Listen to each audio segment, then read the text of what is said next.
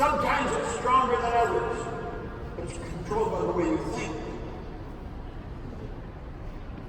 Make a decision to become one with what you want. Now keep in mind, I've been studying this longer than most people in here have been living. And I have found, this is absolute, that most people have no idea what they do want. Most people are extras in their own movie. It would be so easy to look at a Van or Alec or Dave or Chris, look at some of them up on the stage and think, I wish I could. Listen, anything they've done, you can do. They're no different than you. Don't make yourself an extra in your own movie. Really start to think, what do you want? That is the only prerequisite to getting it, is want it. Now look, there's two things that you must know to create wealth. Just two. And you don't have to be a rocket scientist to digest this. You have to know where you are, and you have to know where you're going. Are these on the screen? Could you put this on the screen? I know they're putting others. If it's not.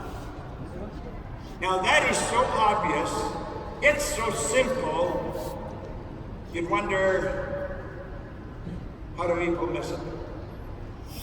If that's it, that's the only prerequisite. You don't need any formal education. You don't need a great business resume. You don't need to be wealthy. You just have to know where you are, and you have to know where you're going. And then you got to get moving in that direction. Now, why aren't people doing it? Well, the obvious reason would be they don't have goals. I don't think that is the reason. I used to say it was, I don't think it is anymore. I think everybody's got a goal. I've got a goal written on a card in my pocket. I've been carrying a goal card with me for going on 60 years. You may not have articulated what your goal is, but you want something that you haven't got. That would constitute the goal. The problem's not there. I think the problem is here. It's where we are. And we're locked in, and we keep getting the same results over and over and over. You've caught yourself saying, I'm getting so sick of living like this. If only things would change. I'm so tired of this. Every now and then you go looking for an opportunity to change it. The change isn't in an opportunity, the change is in you.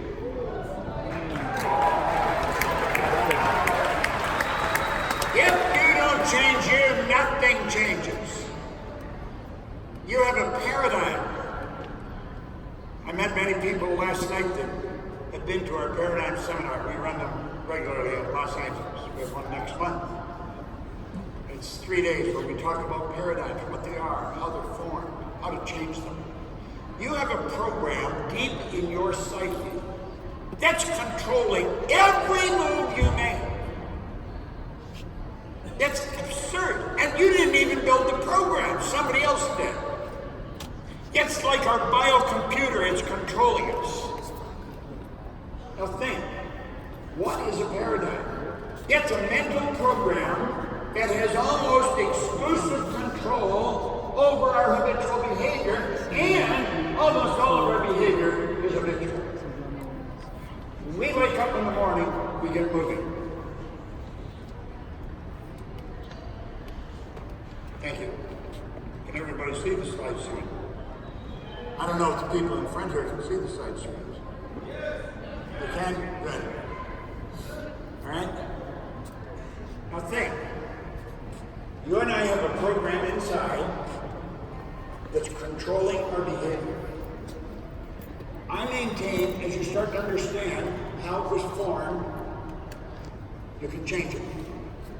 What I went looking for in London many, many years ago, why did I change? I didn't know. Took me 9.5 years. And I got a little bit here and a little bit there, and I finally figured it out. I had been programmed to live the way I was living, and through the repetition of listening to records, I changed my life. You see, I got a hold of the Think and Grow Rich book. Then I got a hold of Earl Nightingale's condensed narration. down to Chicago and I bought all of Earl Langdale's records. I have in my studio at home a handheld record player. And I've got the records and I could walk around playing that record. And I did. And I did it for years, listening to the same thing. People said, aren't you getting tired of listening to it? I was so fascinated with the information on these records, I couldn't stop listening to it. And what I didn't know, I was literally changing my life. I was changing my paradigm by listening to these records. You have meetings. And some people say, well, the meeting's going to be the same.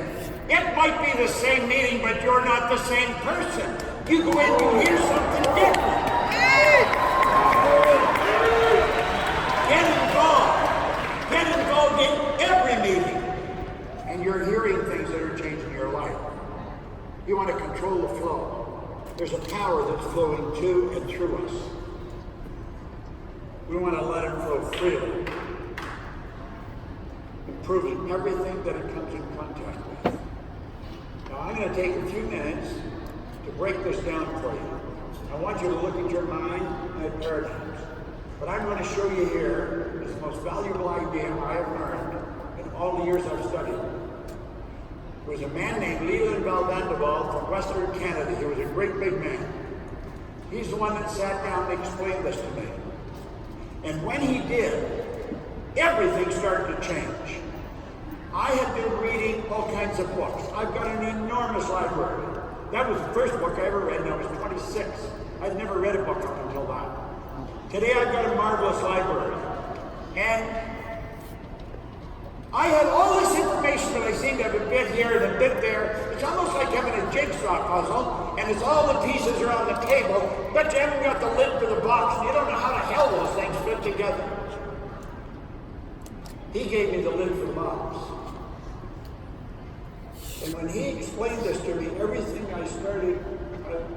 that I had studied fell into place.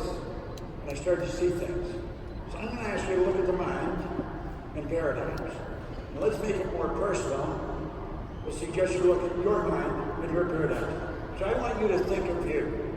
Don't just listen to me as a speaker, you're here at a conference. I want you to really think of you. Think of your life. Think of how you're living. Now, there was a doctor in San Antonio, Texas in 1934. Must have been a big year for change. Dr. Truman Fleet, down in San Antonio. He was very involved in the healing arts. He was very involved in the psychosomatic side of things. And he started to understand, he said it was absolute crime, the way the medical profession was operating. They're treating the body, but the body is just the effect. It's the symptom of the problem. You gotta go to the cause of the problem. If a person's broke, giving them some money does not solve the problem. They've got a poverty consciousness. You've got to show them how to change that. Well, that's what he said about health. And he said, if you're going to change it, you got to work in the mind. And he said, nobody's ever seen the mind. Most people, they think of the mind, they think of the brain. The brain isn't your mind any more than your fingernail is. Mind is movement. Your body is a manifestation of that movement. You can teach this to kids. This isn't just for psychologists, psychiatrists, behavioral scientists. Hell, I learned it. Anybody can learn it. Then he said, I'm going to draw a picture of the mind. And that's what he drew. Big circle represents the mind. The little one represents the body. He said the body's the instrument of the mind. And he divided the mind into two parts. He says the top half, we're going to let it be the conscious mind. The bottom half, the subconscious. And the little circle is the body. Now, without question, that is the most valuable idea I've ever learned. If I were working with you, and I sat down with you, that's what I would see. I would see you as a distinct person. I would have a horizontal line right across the center of your head. I'd be very tuned into the energy I was picking up from you, and you do pick up energy. And I'd know if you're feeling what you're saying. And if you're not, you're getting a double binding message. There's a lot of people saying, I want to help you, and what they really want is your money. That's a double binding message in psychiatric circles. Everything should be in sync. your thoughts, your feelings, and actions. So let's take a look at how this works. There's the drawing, and we'll see the conscious mind, the subconscious, and the body. The conscious mind is your thinking mind. That's the part that you think with. Do you know that thinking is the highest function you're capable of? Do you know that thought waves are cosmic waves that penetrate all time and space? I had the good fortune of working with Edgar Mitchell, Captain Mitchell. He was the captain of a lunar landing module on one of the Apollo flights. And he was doing thought transference exercises from the other side of the moon. You can do that all the time. We are all doing it all the time. Most of us just don't understand what we're doing. Thought is energy. It's very, very important. You can think. And in your conscious mind, that's what we call the educated mind. That's where your intellect is resident. Most of us know very little about the intellectual side of ourselves. Now the subconscious is quite different. That's our emotional mind. Now the two of them operate totally different. See, the conscious mind, because you can think, you have the ability to choose. You can choose where you're going to go, what level you're going to go at to this company. You can choose to go right to the top, where you can choose to struggle. But whatever you do is a choice. You have the ability to accept or reject everything you hear, see, smell, taste, or touch. You have the conscious mind because we can choose. We have the ability to reject it. Dr. Viktor Frankl wrote a marvelous book, Man's Search for Meaning.